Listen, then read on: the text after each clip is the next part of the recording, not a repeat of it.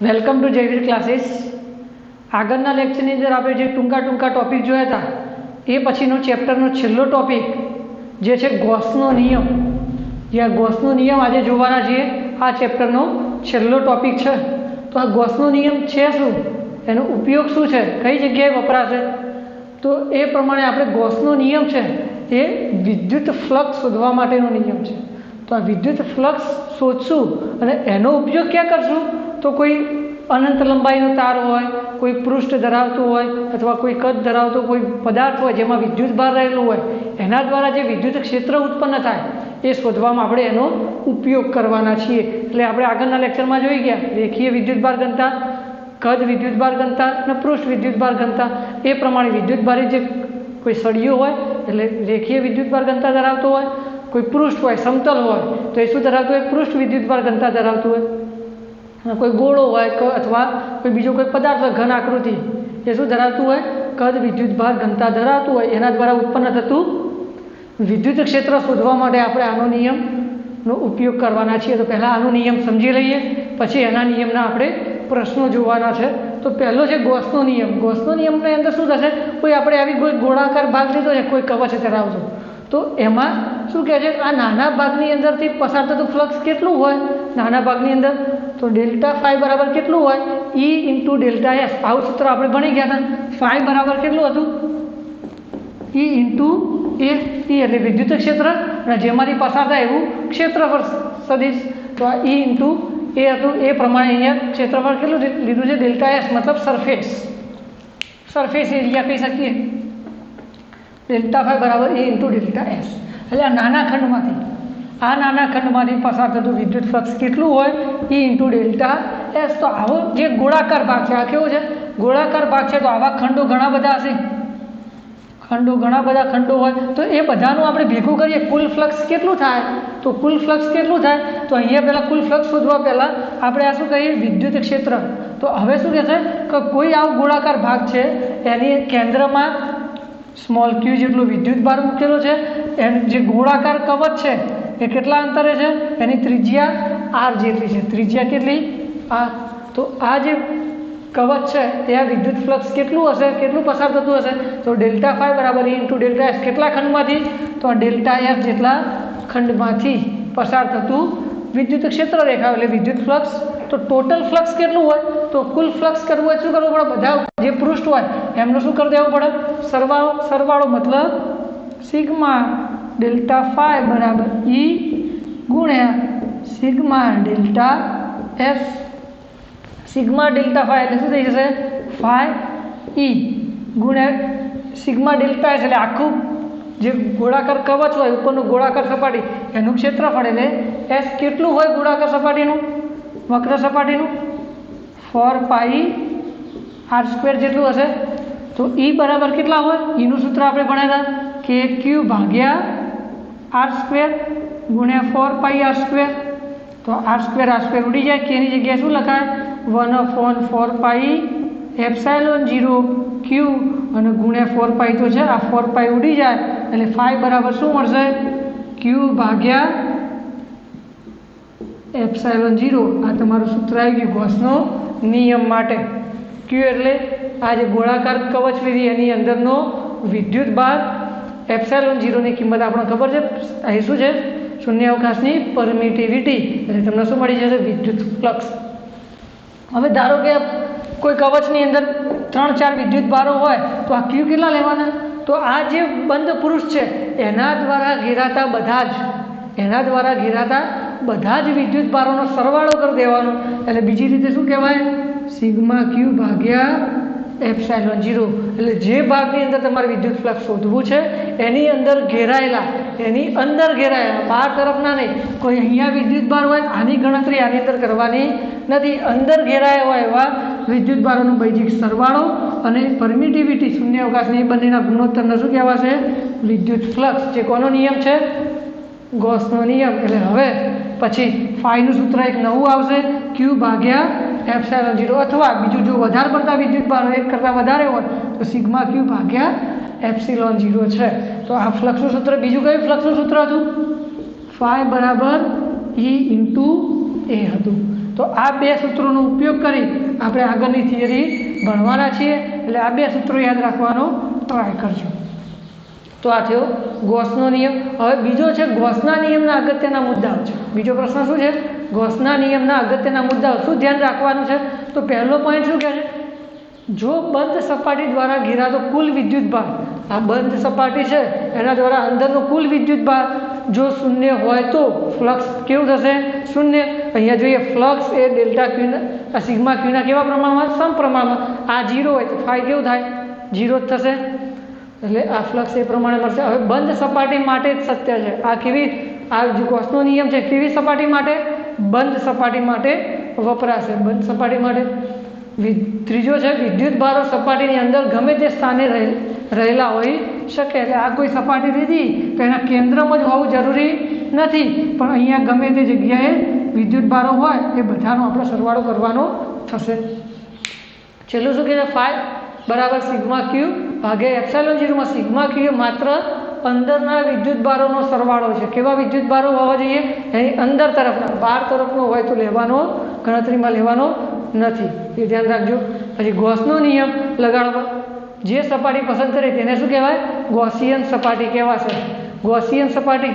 Gaussian સપાટી કોને કહેવાશે? તો આ પૃષ્ઠની અંદર આપણે ઘેરાતો વિદ્યુત ભાર ગણીએ છીએ, મતલબ એને શું કહેવાશે? આ સપાટીને ગોસિયન સપાટી કહેવાશે.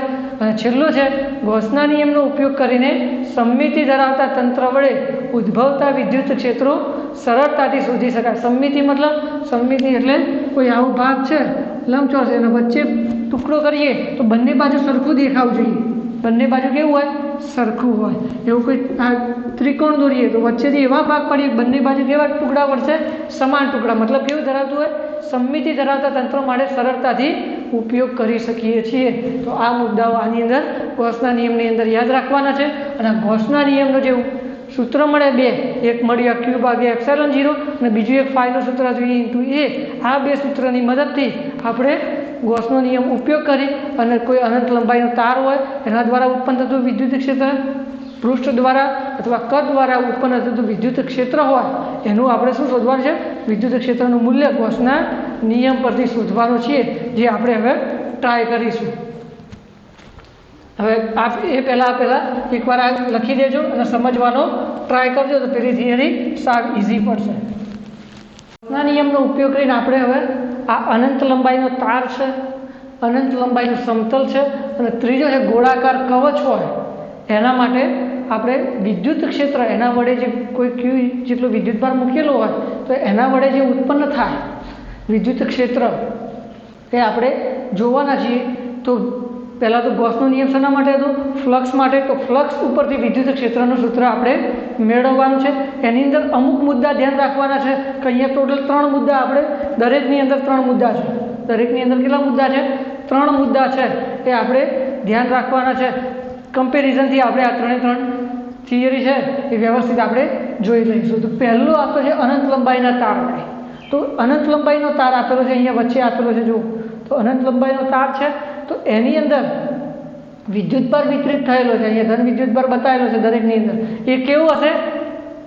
તો એની અંદર સતત વિતરણ હશે. કેવું વિતરણ હશે? સતત. મતલબ આટલો ટુકડો લઈએ બધા ટુકડામાં કેવું હશે? વિદ્યુતભાર સરખી રીતે વિતરિત થયેલો હશે. એવો અનંત લંબાઈનો તાર હોય એના વડે ઉદ્ભવતું વિદ્યુત ક્ષેત્ર આપણે શોધવાનું છે. તો સૌથી પહેલાં ગાઉસિયન પૃષ્ઠ વિચારીએ. ગાઉસિયન પૃષ્ઠ મતલબ આના દ્વારા ઉત્પન્ન થતું વિદ્યુત ક્ષેત્ર હોય એ જે વિદ્યુત ફ્લક્સ ઉત્પન્ન કરે છે એના દ્વારા કોઈ આર અંતરે શોધીએ તો આર અંતર પ્રમાણે ગાઉસિયન પૃષ્ઠ લઈએ કેવું મળે છે? તો આ કેવું મળશે? નળાકાર મળશે. અહીંયા તાર લઈએ તો એની બધી બાજુ વિદ્યુત ક્ષેત્ર હશે એ જ પ્રમાણે નીચે તરફ, તો એ કેવું? નળાકાર બનશે. તો કેટલી લંબાઈનો? L લંબાઈનો નળાકાર વિચારીએ. એની ત્રિજ્યા કેટલી હશે? R જેટલી હશે. તો સૌથી પહેલું સ્ટેપ કયું છે? ફ્લક્સ શોધવાનું. E × A સૂત્ર વાપરવાનું છે. આપણે જે ગુજરાતી બોલે એ પ્રમાણે વચ્ચે લખવાનું થશે. પછી મેથેમેટિકલ સ્ટેપ મેં અહીંયા લખેલા છે. તો અહીંયા ફાઈ બરાબર શું થશે? E × A. હવે E તો વિદ્યુત ક્ષેત્ર છે. એ મતલબ ગાઉસિયન પૃષ્ઠ લીધું. ગાઉસિયન પૃષ્ઠનું ક્ષેત્રફળ એ કેટલું થશે? તો ગાઉસિયન પૃષ્ઠ કેટલું છે? અહીંયા તો વક્ર સપાટી વિચારીએ. હવે ઉપર તરફનું પૃષ્ઠ લઈએ એ બંને કેવા હશે? લંબ હશે. તો એ તો 0 થઈ જશે. પણ જે આ સમાંતર હશે વિદ્યુત ક્ષેત્ર સદિશ, અહીંયા જોજો આ વિદ્યુત ક્ષેત્ર સદિશ આ બાજુ હશે અને આનો ક્ષેત્રફળ સદિશ બંને સમાંતર છે, મતલબ વિદ્યુત ક્ષેત્ર આ પ્રમાણે હશે તો ફાઈ બરાબર શું થશે E ઇન્ટુ એ, અને એ એટલે 2πr l નળાકારની વક્ર સપાટીનું ક્ષેત્રફળ કેટલું લખતા હતા 2πr h લખતા હતા, અને 2πr h એટલે ઊંચાઈ, હાલ ઊંચાઈ કેટલી છે l જેટલી, તો અહીંયા શું આવશે l આવશે, અહીંયા કેટલું આવશે l 2πr l અહીંયા લખી દીધું। એ જ પ્રમાણે આ જે થિયરી જોઈ એ જ પ્રમાણે અહીંયા છે, પહેલો મુદ્દો જે પ્રમાણે છે એવો જ અહીંયા હશે, તો એ પ્રમાણે કમ્પેરિઝનમાં ભણવાનું છે। એટલે ફાઈ બરાબર E ઇન્ટુ એ, E ગુણ્યા 2πr l।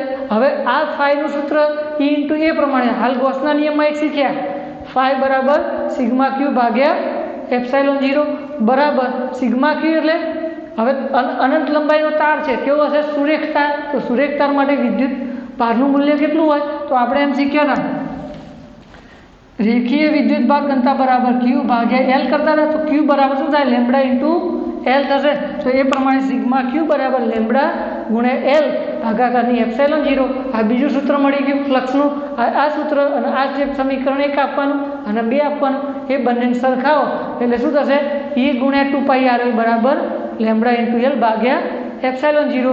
આ ભાગાકારમાં લઈ જાઓ, એના સૂત્ર કરતાં કરો કેવું સૂત્ર મળશે લેમ્બડા ભાગ્યા 2πr એપ્સાઇલોન 0।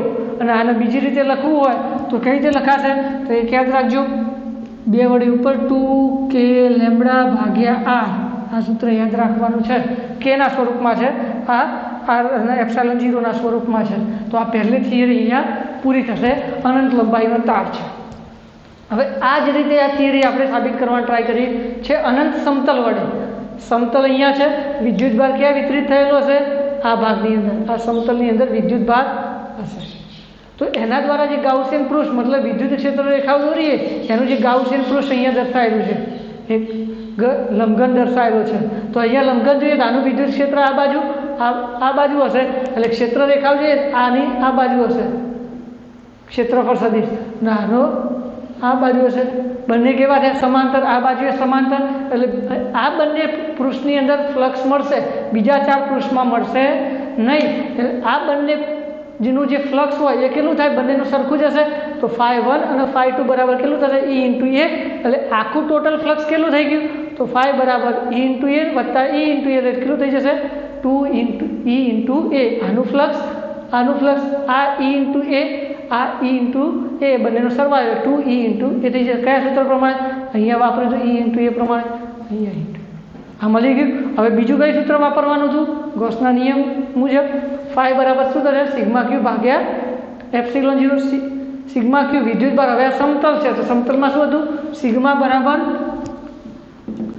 ક્યુ ભાગ્યા એ, આ ક્યુ બરાબર સિગ્મા ઇન્ટુ શું થશે એ, સિગ્મા ઇન્ટુ એ ભાગ્યા એપ્સિલોન 0। આ સમીકરણ 1 સમીકરણ 2 નું સરખાઈ દેશો તો 1 અને 2 નું સરખાવે એટલે આ પ્રમાણે થશે, ક્ષેત્રફળ ઉડી જશે, સૂત્ર શું મળશે E બરાબર સિગ્મા ભાગ્યા 2 એપ્સિલોન 0। આ કોના માટે તો અનંત સમતલ વડે ઉદ્ભવતું વિદ્યુત ક્ષેત્ર જ્યારે શોધવાના આવે ત્યારે આ સૂત્ર મૂકવાનું થશે, E બરાબર સિગ્મા ભાગ્યા 2 એપ્સિલોન 0। અનંત લંબાઈનો તાર હોય તો કયું મૂકવાનું છે લેમ્બડા ભાગ્યા 2πr એપ્સિલોન 0 અથવા બીજું k ના સ્વરૂપમાં 2k લેમ્બડા ભાગ્યા r થશે। આ પ્રમાણે કમ્પેરિઝનમાં બીજી થિયરી। હવે એના કમ્પેરિઝનમાં ત્રીજી ભણીએ। ત્રીજામાં શું છે તો કોઈ ગોળાકાર કવચ હોય, કવચ મતલબ કેવો ગોળો પોલો ગોળો હશે, તો પોલા ગોળામાં જે આ ભાગ છે અહીંયા ધાતુ દર્શાવી એની અંદર વિદ્યુત ભાર વિતરિત થયેલો છે, વિદ્યુત ભાર ક્યાં હશે આની અંદર હશે, અહીંયા વિદ્યુત ભાર છે, એનું વિદ્યુત ક્ષેત્ર રેખા 12 તરફ, એટલે આપણે આ શું વિચાર્યું ગાઉસિયન પૃષ્ઠ વિચાર્યું, એનું ફ્લક્સ કેટલું હોય આપણે જોઈએ। તો પહેલું શું કરવાનું હતું E ઇન્ટુ એ, તો અહીંયા શું કરશું E ઇન્ટુ એ। હવે ફ્લક્સ કેટલું છે આમાંથી પસાર થતું તો 4πr², અહીંયા ત્રિજ્યા ધ્યાન રાખવાની છે, અહીંયા જે કવચ લઈશું એ કેટલી ત્રિજ્યાનું છે કેપિટલ આર, અને ગાઉસિયન પૃષ્ઠ લઈશું એ કેટલું છે સ્મોલ આર। ગાઉસિયન પૃષ્ઠના માટે ફ્લક્સ શોધવા માટે તો અહીંયા E ઇન્ટુ એ લઈશું એટલે શું લેવાના સ્મોલ r², 4πr², પણ વિદ્યુત ભાર શોધવું હોય ફાઈ બરાબર શું થાય સિગ્મા ક્યુ ભાગ્યા એપ્સિલોન 0, જે અહીંયા બીજું કરીશું તો સિગ્મા ક્યુ બરાબર સિગ્મા ઇન્ટુ એ ભાગ્યા એપ્સિલોન 0। આ એ ક્ષેત્રફળ કેટલું લેવાનું તો અહીંયા વિદ્યુત ભાર, તો વિદ્યુત ભાર ક્યાં છે આ કવચમાં, તો કવચની ત્રિજ્યા કેટલી કેપિટલ R, તો એ પ્રમાણે અહીંયા શું લેવાનું 4π કેપિટલ R²। અહીંયા સ્મોલ આર સ્ક્વેર છે, એ ગાઉસિયન પૃષ્ઠની ત્રિજ્યા છે, એટલે અહીંયા E ઇન્ટુ એ કરતા હોય વિદ્યુત ક્ષેત્ર ઇન્ટુ એ, ત્યારે 4 પાઈ સ્મોલ આર સ્ક્વેર લેવાનો. અને અહીંયા વિદ્યુત ભાર જોઈએ છે, તો વિદ્યુત ભાર ક્યાં હોય? કવચ ઉપર હોય, તો કવચની ત્રિજ્યા કેપિટલ હોય.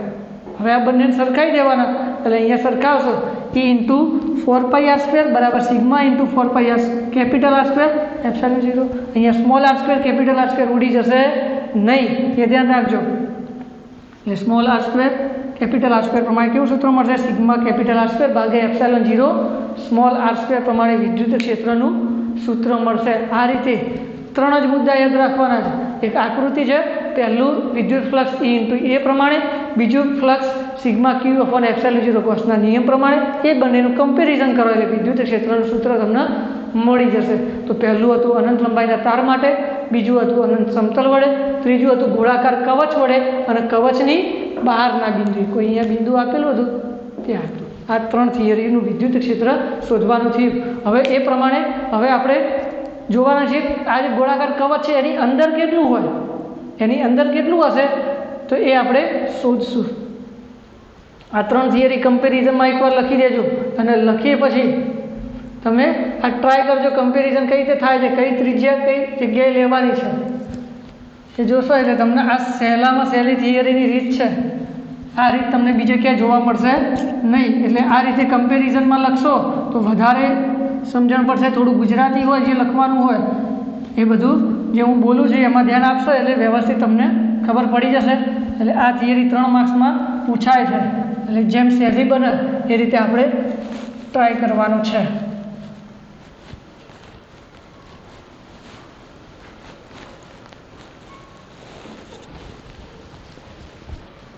હવે જોઈએ ગોળાકાર કવચ છે, ગોળાકાર કવચ હતી એના આ બિંદુ. હવે અંદરનું કોઈ ગાઉસિયન પૃષ્ઠ લઈએ, અહીંયા વિદ્યુત ક્ષેત્ર કેટલું હોય? હવે વિદ્યુત ભાર ક્યાં જોયું? અહીંયા જોયું. એનું ફ્લક્સ કેટલું હોય? તો પહેલું આપણે ફાઈનું સૂત્ર વાપરતા હતા, E ઇન્ટુ એ E ઇન્ટુ 4 પાઈ. અહીંયા આ ત્રિજ્યાનું લઈએ સ્મોલ આર સ્ક્વેર. ક્લિયર? પણ હવે જ્યારે બીજું સૂત્ર વાપરતા હતા સિગ્મા ક્યુ ભાગ્યા એપ્સિલોન 0. હવે આ ગાઉસિયન પૃષ્ઠની અંદર કોઈ વિદ્યુતભાર છે?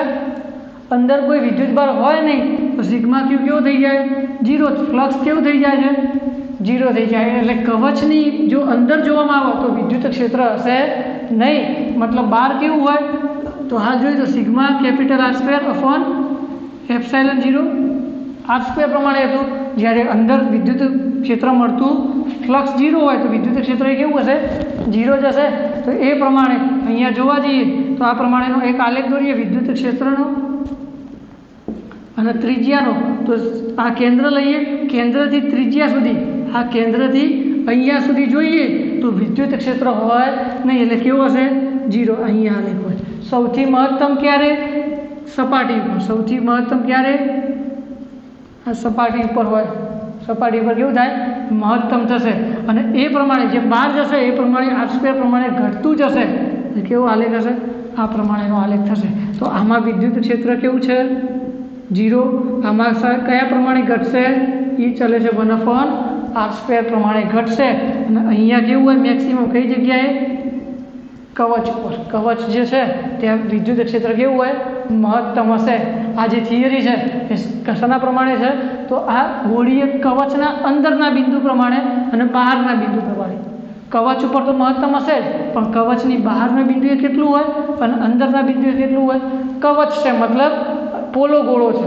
હવે જો નક્કર ગોળો હોય તો નક્કર ગોળા માટે કેવું હશે? તો નક્કર ગોળા માટે આપણે ટ્રાય કરીએ. હવે આ લાસ્ટ થિયરી છે આ ચેપ્ટરની, જે નક્કર ગોળા માટે જે બુકમાં આપેલી હશે નહીં, પણ આપણે આ ટોપિક છે તો એ પ્રમાણે આપણે જોઈ લઈએ. તો નક્કર ગોળો હોય તો એના બહારનું બિંદુ કોઈ હોય, બહારનું બિંદુ ગાઉસિયન પૃષ્ઠ લઈએ તો એ પ્રમાણે હમણાં આપણે જોયું તો બે સૂત્રો, ફાઈ બરાબર E ઇન્ટુ એ, આ આર અંતરે, આની ત્રિજ્યા કેપિટલ આર, તો ફાઈ E ઇન્ટુ એ એટલે ગાઉસિયન પૃષ્ઠની ક્ષેત્રફળ 4πr², સમીકરણ નંબર 1. હવે બીજું ફાઈ કઈ રીતે શોધતા હતા? તો સિગ્મા ક્યુ ભાગ્યા એપ્સિલોન 0 સિગ્મા ક્યુ. હવે ગોળો છે, નક્કર ગોળાનું શું હોય? ઘનફળ હશે તો એની કદ ઘનતા હશે, તો કદ ઘનતા મતલબ રો ઇન્ટુ વી થશે. શું થશે? આપણે જોતા હતા કદ વિદ્યુતભાર ઘનતા કેટલી હોય? ક્યુ ભાગ્યા વી. તો ક્યુ બરાબર શું થાય? તો રો ઇન્ટુ વી થશે. તો અહીંયા રો ઇન્ટુ વી ભાગ્યા એપ્સિલોન 0. રો વી કેટલા હોય? 4/3 પાઈ કેપિટલ આર ઘન ઇન્ટુ એપ્સિલોન 0. તો આ બંનેને આપણે સરખાઈ દઈએ. બે સમીકરણ મળ્યા છે તમને, તો એ બંનેને આપણે સરખાઈ દઈએ. કેટલું છે? E ગુણ્યા 4 પાઈ સ્મોલ આર સ્ક્વેર બરાબર રો 4 પાઈ આર ઘન ભાગ્યા 3 એપ્સિલોન 0. આ ભાગાકારમાં 4 પાઈ ઉડી જાય. E બરાબર રો આર ઘન અપોન 3 એપ્સિલોન 0 આર સ્ક્વેર. આ પ્રમાણેનું સૂત્ર કોના માટે?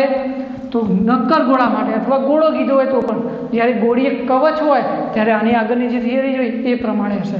તો આ પ્રમાણે આ વિદ્યુત ક્ષેત્ર ક્યાં થશે? ગોળાની બહાર તરફ, અંદર તરફનું ધ્યાન એ જોઈ લેવાનું છે. આ લેખ ઉપરથી જોઈ લઈએ. તો વિદ્યુત ક્ષેત્ર આ અંતર, તો આ કેન્દ્ર લઈએ. તો હવે આની અંદર આ નક્કર ગોળો છે, મતલબ અહીંયા 0 હશે કેન્દ્ર ઉપર. જેમ કવચ સુધી જઈ જઈએ સપાટી ઉપર, ત્યાં કેવું થશે? વધતું જશે. ત્યાં કેવું જાય? વધતું જાય. એટલે અહીંયા કેવા પ્રમાણમાં હશે? એ ચલે છે આ સમપ્રમાણમાં હશે. અને જેમ કવચની બહાર જાય, મતલબ આ સપાટીની બહાર જાય, એમ શું થશે? ઘટતું જશે. એ ચલે છે 1/r². r² કેવા પ્રમાણમાં હતું? વ્યસ્ત પ્રમાણમાં હતું. એટલે આ પ્રમાણે આ આલેખ કોના માટે આવ્યો? આ આલેખ નક્કર ગોળા માટે છે. જે આપણે આગળ આલેખ જોયો એ કવચ માટે, ગોળાકાર કવચ હોય તો એનો આલેખ કેવો હોય? આ ટાઈપનો હશે. ધ્યાન રાખજો. આ E ચલે છે 1/r² હશે, અને અહીંયા E બરાબર 0 હશે. અહીંયા 0, અહીંયા r બરાબર r. એટલે અહીંયા શું હતું? કવચ ઉપર મહત્તમ, ત્યાંથી ઘટતું જાય. અંદર કેવું હોય? 0. ગોળીય કવચ માટે એ ધ્યાન રાખવાનું છે. આ બંનેમાં આટલો તફાવત છે. આવું કંઈક આલેખમાં પૂછાઈ શકે, અથવા MCQની અંદર પૂછાય કે વિદ્યુત ક્ષેત્ર કવચની અંદર કેટલું હોય, શાના પ્રમાણે ઘટે, બહાર તરફ કેટલું હોય, કોના સમપ્રમાણમાં હોય, એ પ્રમાણેના પ્રશ્નો આની અંદર પૂછાય છે. તો આ જે થિયરી જોઈ, તો એ થિયરીના કમ્પેરિઝનમાં જો તમે યાદ રાખશો તો ઝડપથી યાદ રહેશે. એની ગાઉસ એન્ડ પ્રુસ કઈ જગ્યા હોય, ત્રિજ્યા કેટલી હોય, એટલું ધ્યાન રાખજો. એટલે આ થિયરી સહેલી રીતે આવડી જશે. આ થિયરી જો એક ભણવા જશો તો બહુ હાર્ડ લાગશે. એટલે આને શું કરવાનું છે? આપણે જે કમ્પેરિઝનમાં ભણ્યા એ પ્રમાણે ભણવાનું છે. અને લખવાનું ટ્રાય કરજો, 2-3 વાર લખજો એટલે વ્યવસ્થિત તમને આવડી જશે. અમુક બાબતો આ આલેખ જે યાદ રાખવાના છે, ટૂંકા પ્રશ્નો પૂછાય છે એ આની અંદર યાદ રાખવાના છે. એટલે આ પ્રમાણે આ જે પહેલું ચેપ્ટર હતું એની થિયરી અહીંયા પૂરી થાય છે. હવે નેક્સ્ટ લેક્ચરની અંદર આપણે જે દાખલા છે એના આપણે બધા ગણવાનો ટ્રાય કરશું.